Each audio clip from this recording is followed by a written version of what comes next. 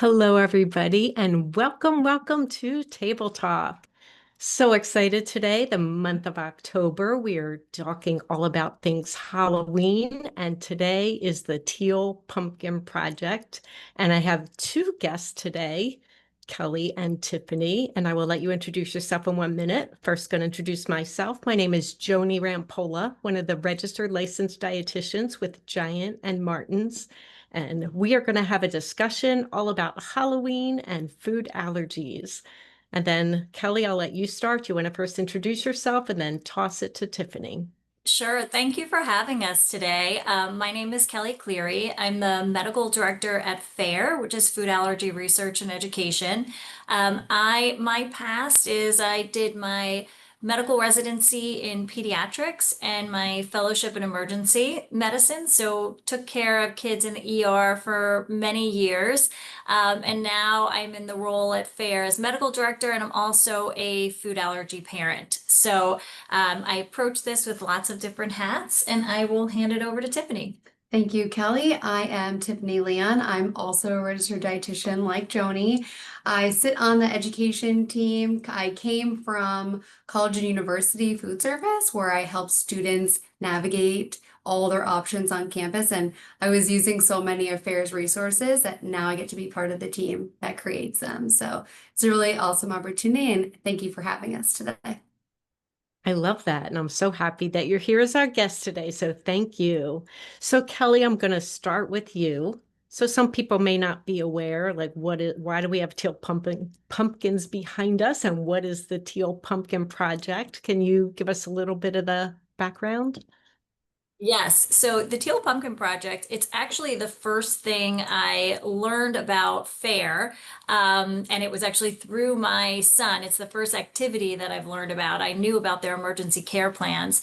But the Teal Pumpkin Project was actually founded in 2012, and it was a parent of a food allergic child who was recognizing that there are, ways in which Halloween just doesn't look the same for kids with food allergy, and wanted her son to feel included and accepted, and started this campaign of the Teal Pumpkin Project. And that was a support group in East Tennessee, so a support group of parents for food allergic kids in East Tennessee.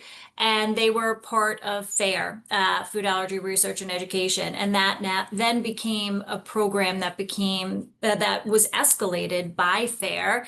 And really, what it's saying is that if you have a teal pumpkin in front of your door, whether it's a picture, an actual pumpkin, a plastic pumpkin, a pumpkin bucket, it just means that you will have some non-food treats for trick-or-treaters who are knocking on the door. And for kids with food allergy, that is a big deal because there's a lot that they come up to that door and they just can't eat some of the candy that's being given out. Yeah, I love that. And that is important. So you talked about FAIR. Can you just talk a little bit more like what is FAIR's mission and the role they play in supporting individuals and families with food allergies? Yes, so FAIR, again, food allergy research and education, and we've got tons of resources that are free and on demand on our website, foodallergy.org. But it is a large food allergy nonprofit that really is dedicated to improving the lives and the quality of life of the food allergy community, while still really funding research and trying to move the needle on a cure. So our day-to-day really revolves around education, awareness, advocacy, and then supporting research endeavors to make life better in a treatment management type of way too. So lots of good work happening over here. Yeah. So how big of a problem are food allergies today? Can you share any data specific to kids and allergies? Huge. So we're seeing the numbers of food allergies really rise over the past decade. So I know, dating myself, when I was in elementary school, I really didn't know anyone who had a food allergy. Now it's estimated that 33 million Americans are affected by food allergies, and 1 in 13 kids is affected by food allergies. So that's about 2 kids in every classroom. So for those high traffic trick or treat, zones, if you get 100 kids coming to your house, you're very likely to have 10 or so that may have a food allergy. And what that means for that child is, my own son is allergic to peanuts, eggs, and shellfish. And there are a lot of, candies that either have egg or peanut in them that he's not able to eat. So going up to those doors and getting a Snickers for him is like, handling something that he is not used to having to handle because we've avoided that food for so long. Yeah, so a customer asks, how widespread is the Teal Pumpkin Project? Will those who come to our door know what a teal pumpkin means? The answer is yes. Oddly, it has spread across continents. It is now very well known in the 50 states across the country. We've got a map, an interactive map that you can register your house online, and kids with food allergies can know.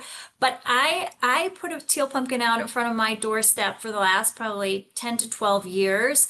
And the awareness has really gone up. And I'll even have kids, not even just kids who are allergic, food allergic, but I'll have a child with type 1 diabetes come to the door and be like, can I pick a non-food treat too? Because I can't have the candy either. So it is becoming very well known as, if you've got a blue pumpkin, a teal pumpkin, that you have some sort of treat other than candy. And I would also say that you can see it not only on our map, the growth, but in a lot of the major retailers, you'll see the teal pumpkins, you'll see the buckets. And we don't always encourage the kids to carry the bucket because that kind of identifies the child as having a food allergy. Maybe they don't want to be, identified when they're walking around in their costume.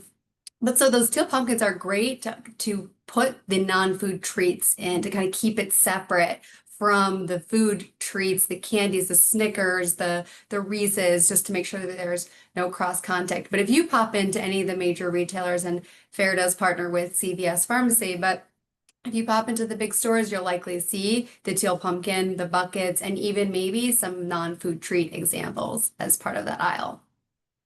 Yeah, I love that. I have this teal pumpkin and I usually go to my door and I have two buckets Yep. and like We want to like make sure pick that they for are, yeah, whatever that they're one you separate. want, whatever Yeah. appeals to you. Yeah. Yeah. So a customer is asking which candy is least allergy causing for Halloween? There's really no such thing as an allergy-free candy. There may be options on the market that don't contain some of the top nine or some of these common allergens, but there are over 170 foods that have been identified to cause food allergy. And so some of the top nine free lollipops may also contain something else that someone's allergic to. So we don't like to say that there are allergy-free candies, but there are some top nine free options that are available.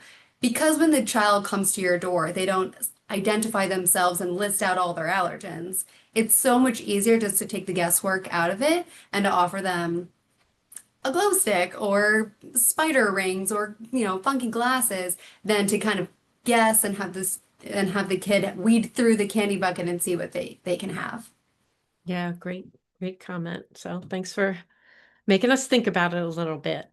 A customer says, what are you doing to educate the general public on the Teal Pumpkin Project? My mom for sure would be the person to put out the blue plastic pumpkin because it's pretty, but I have no idea what it means. Well, we're here. We're here today. We do engagements with other media outlets. We have created videos. We have posters.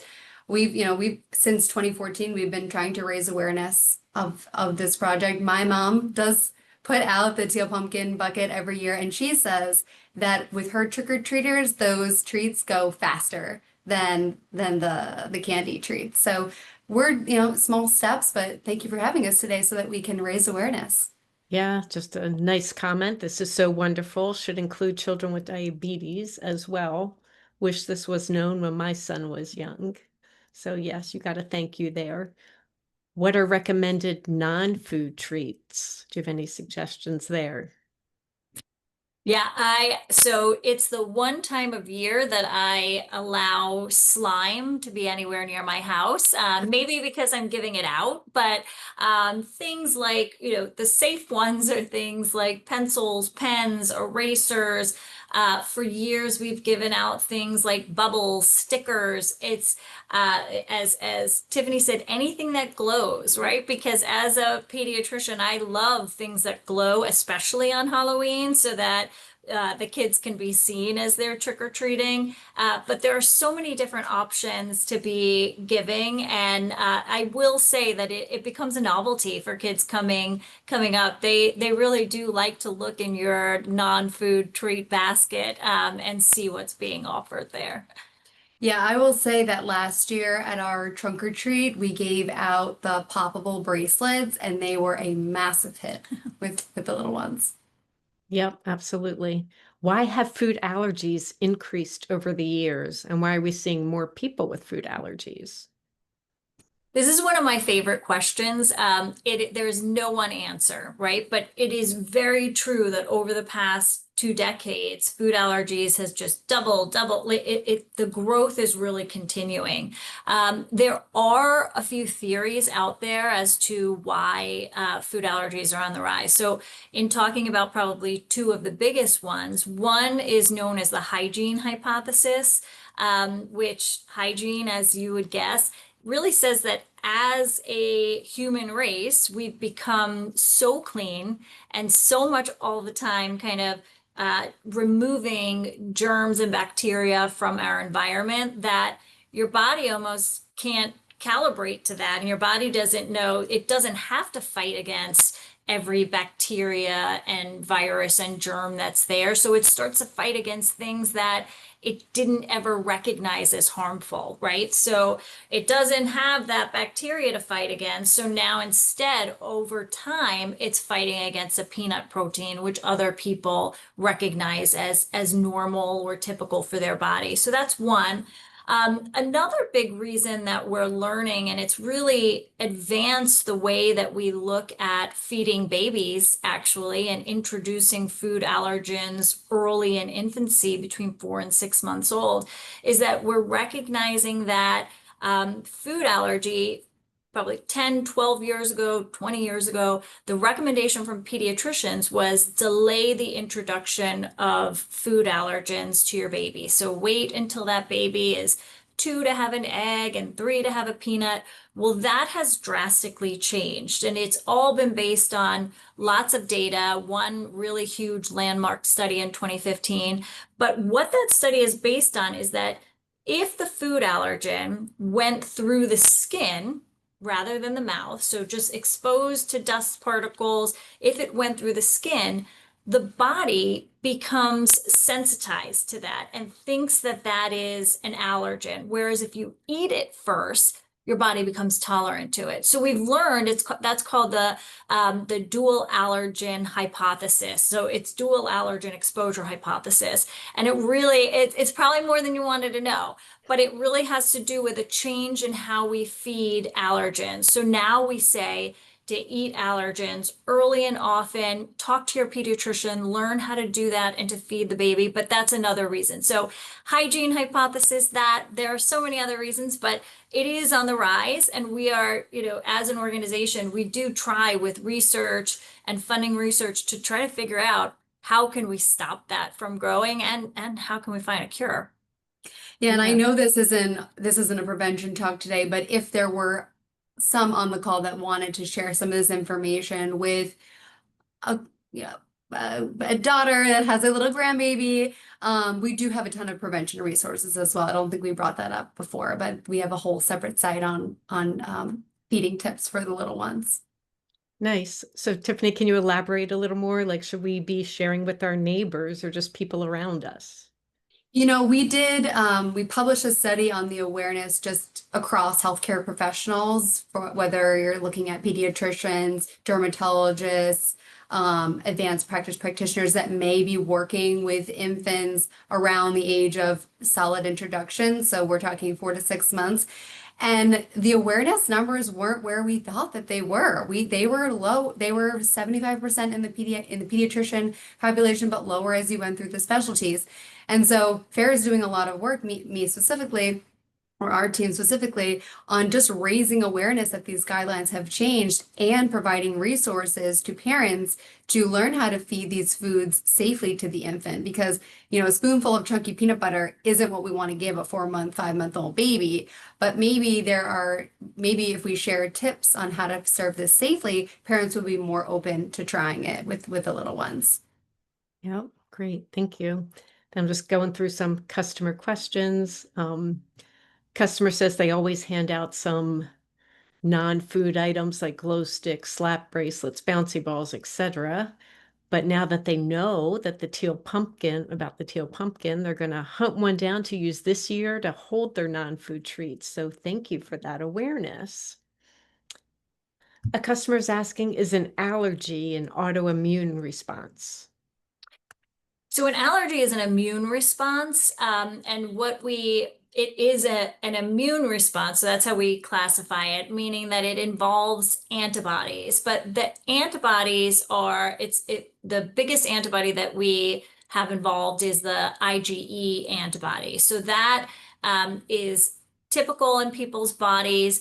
What happens in a food allergy is that your body gets out of whack, and that IgE starts to recognize something that in Tiffany, who has no allergies, Tiffany's body would never recognize. But in someone with a food allergy, that IgE recognizes it as a foreign invader and tries to mount this response. And as a result of that, that's why you see all of the things that we see in an allergic reaction. Hives and changes in blood pressure, changes in pulse, difficulty breathing. Those are all a sequelae of those cells kind of putting out, mediators to try to stop what they think is an invasion. Yeah.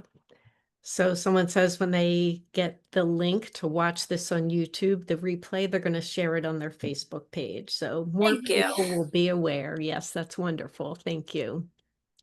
So do you have any tips for parents of children with food allergies to help them navigate trick-or-treating safely? Yeah, I can start because my son is now 14. So we have been navigating this for the past 14 years. And I could say that there's a huge evolution for me. I think in the beginning I did have a little bit of nervousness taking him out and knowing that he was going up to houses and knocking on doors. But a couple of tips that I've learned throughout the years. The first I will have to say is just the general pediatrics hat. Safety still, you got to still be safe. So teaching your kids has nothing to do with food allergies, but crossing the street appropriately, wearing reflective clothing. It's the one thing on Halloween besides food allergies that I'm always focused on is like, as I'm walking through the night and seeing kids running across the street. So really having that safety talk. And then for parents of kids with food allergies, it goes a little bit beyond. So some of the things that you're going to do with a non-food allergic kid, you're just going to do it a little bit differently. So supervision. I always say that like you may be taking your child with a food allergy out, you might be trick-or-treating with them a little bit longer than you do with meaning in number of years and the age of the child. You may be supervising them a little bit differently until you know that they're confident to be able to do it themselves. I always used to tell my son, no treats on the trail. So don't be eating your candy that you may be getting while you are trick-or-treating. Save that for when you come back.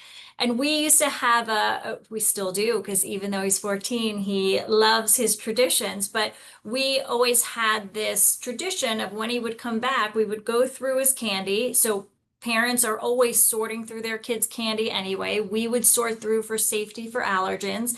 And when it was something he was allergic to, I would have bought candy that he's not allergic to, and we called me the switch witch, and we would trade out his candy. And then we would donate, whatever candy he wasn't able to eat. Another real important thing for kids with food allergies is I always to this day will tell him, if you can't read it, you can't eat it. So if there is no ingredient label on it, he's not, permitted to eat it. And even stuff that he has always eaten. Sometimes the fun size or mini size or holiday version actually has different ingredients. So for parents out there of kids who are food allergic, really looking at the ingredient label. And then the biggest thing, and I think that this is I'd like to either start with this or end with this, but it is carrying your medications on the trail. Really making sure that he's taking his epinephrine just in the event so that he's safe and we know that. And for parents of young kids, packing snacks along the trail too, because they're going to see other kids eating their treats and wanting their own. So I would wait until you go home to eat those. Yeah, and Yeah. I would just jump in to say from the candy giver outer perspective, from the neighbor perspective, and I mentioned this before, just want to reiterate here that especially if you're buying these like big bags of mixed candies, it's always possible that something, got popped open or ripped open along the way. So if you are going to be giving out candy and non-food treats, just making sure that they are in separate bowls so that things that may have been opened or accidentally aren't there's no cross contact between the glow stick and the Reese's. So just making sure that they are separate from the neighbor perspective. Excellent. Yeah, and a customer says they like that you noted the different ingredients and specialty holiday candies, which they have noticed as well. So thank you for Yeah. that. Yeah, and this is because a lot of times they may be prepared in different facilities. And so the precautionary allergen labels may be different, the ingredients may be different. There are some candy manufacturers that are different in the US and in Canada. And so you just don't know where things are being made if it is a pumpkin version of a chocolate bar versus the standard chocolate bar. So always keeping in mind the different pack sizes. And maybe if you're lucky to come to a house that has a full size version, then maybe it's something that you're used to. But just always making sure you're reading the ingredients. And this goes for any holiday that's coming up when you're at someone else's house, even if it's a package item, just making sure that you check the ingredients before you consume it. Yep, customers commenting their type 1 child that has diabetes appreciates this segment, and we always save candies in a special location for her low glycemic events. So thank you. What about fruit, such as apples or grapes? Fruit is a great option. Very low chance of someone being allergic to an apple or a grape. However, as we said before, there are over 170 foods that have been identified as a food allergen. And some fruits, some kids may not have a traditional IgE-mediated food allergy reaction, but they may have something called oral allergy syndrome, in which the pollen on the outside of the apple or on the outside of another fruit causes an allergic reaction, and they may have swelling of the tongue or lips. They may have like their throat just may feel a little scratchy, their tongue may feel like sandpaper. And so it may not be a traditional IgE mediated reaction, but there still can be some reactions to fruit. And I will say grapes on the trail makes my heart pound a little bit for little ones and choking risks. But again, I think it's very funny. I'm thinking back to probably 2 years ago, one of the houses that was the biggest hit, it must have been a very warm day, was giving out water bottles. And you would never think that like a little bottle of water, but the kids were running up.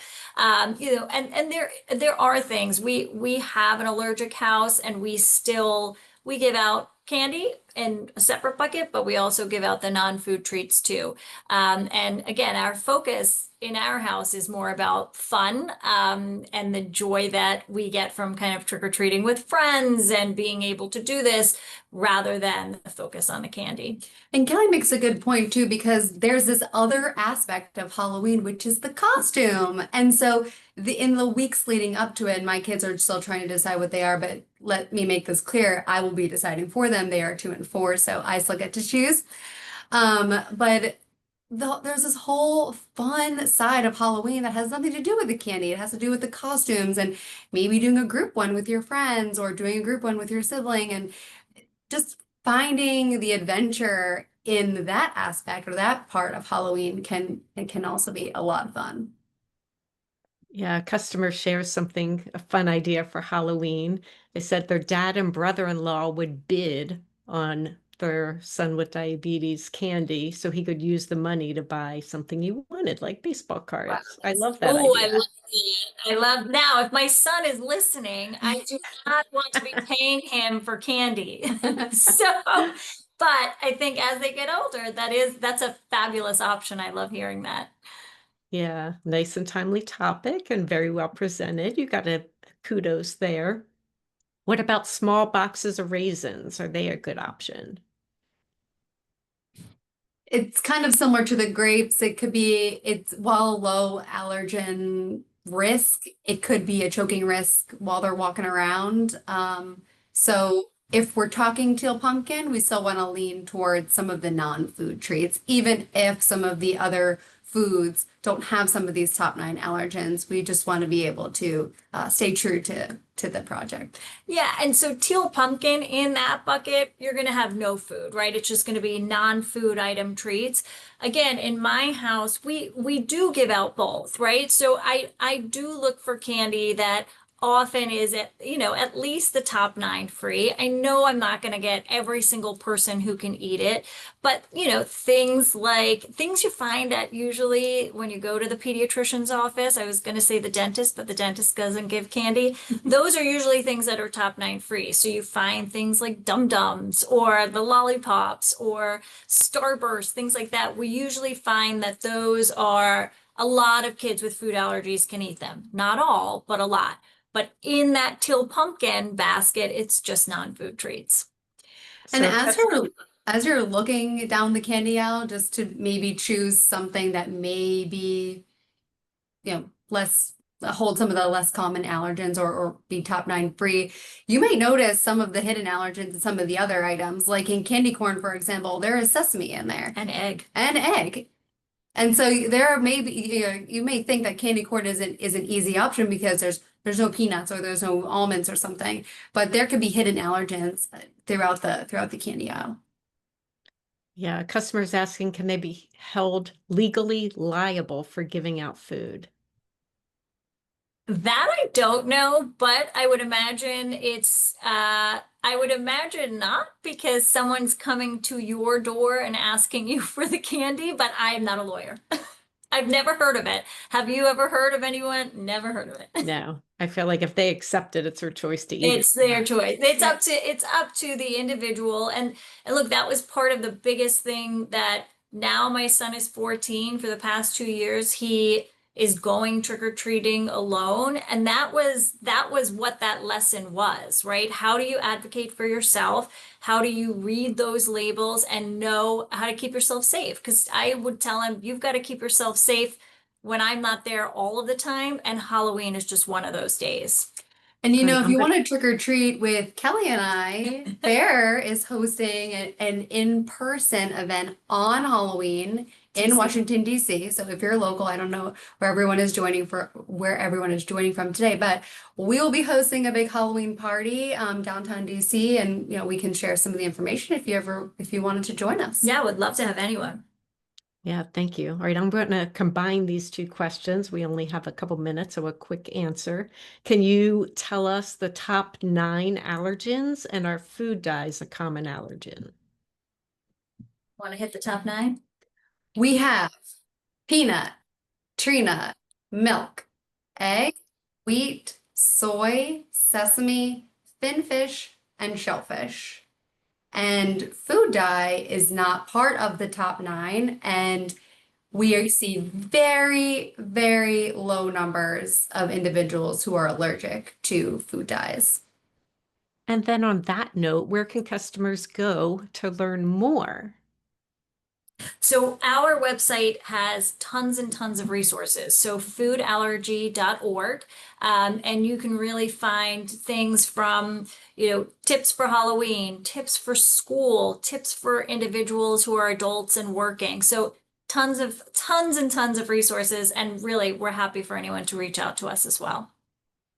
Yeah, thank you, thank you. And I will send out a link if you want to send me anything to send out when you get the recording for this too. And I'll just read the last couple questions. I think it needs to come down to parental and guardian control, watching your own kiddos. We agree with that. And then are gummy candies allergy safe? And that is our last question. I'll let you answer that. Yeah. And it really comes down to reading the labels. So one of my son's favorite items are gummy bears. So there are some that are. It's really just reading the labels and looking for top 9. Well, thank you. Thank you so much. And I am just going to share my screen for one more minute and go into what's coming up next. If you want to stay tuned to our team. Tomorrow, you get me for sweater weather. I know it's posted as Shayna, but it's actually me, butternut squash soup. We're making that. Friday, Feature Friday, Organic Meat Company with Jenna. So want to thank our guests for being with us. Thank you so much. I feel like everybody got so much out of this. You had so many great, great comments. I'll just read another one. Thank you so much for this very informative webinar and sharing the message of the Teal Pumpkin Project. Kelly and Tiffany are excellent spokespersons. They're so passionate about the topic. Thank you. That was a lovely comment. Thank you all. Very informative. We so appreciate your time educating us. So thank you. Thank you. This was wonderful. Love having you Thank you on. for having us, Yeah, thank Joni. you Yeah. so much. Happy Welcome Halloween. back.